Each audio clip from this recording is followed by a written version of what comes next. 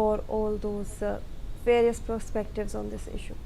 We're moving on to some other news coming in. Adani Ports and Special Economic Zone Limited, the world's fastest growing integrated transport utility, and the port of Marseille for France's leading port and the Mediterranean's premier gateway, have signed an MOU to deepen cooperation on trade facilitation, port innovation and energy transition.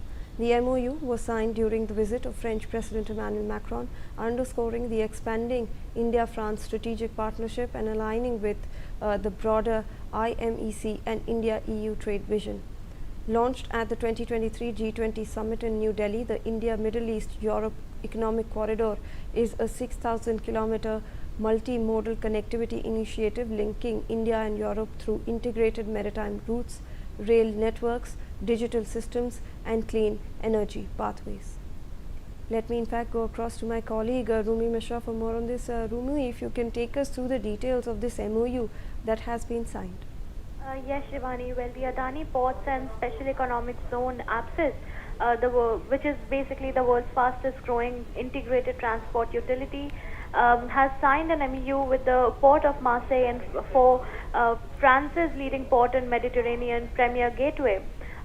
This partnership proposes the creation of an IMEC Ports Club to strengthen coordination among key ports along the Indian Middle East Europe Economic Corridor route, reinforcing connectivity between India and the European Union.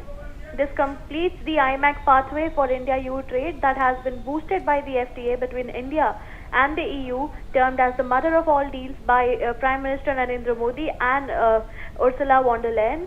On the eastern gateway of IMEC, APSIZ ports at Mundra and Hazara form a multimodal logistic hub connecting South Asia to West Asia.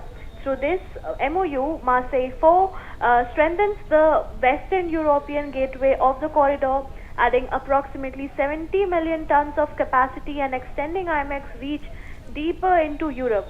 The partnership will focus on promoting the IMEC route as a sustainable, secure and competitive alternative for Eurasian trade flows, including joint campaigns, participation in international trade fairs and roadshows, and targeted B2B engagements. It will also focus on technical exchange and capacity building, as well as developing the Mundra Marseille 4 Green Maritime Corridor and co-founding an IMEC Ports Club to institutionalize dialogue among corridor ports and coordinate inputs for policy discussions and investment frameworks supporting IMEC infrastructure. Over to you, Shivani.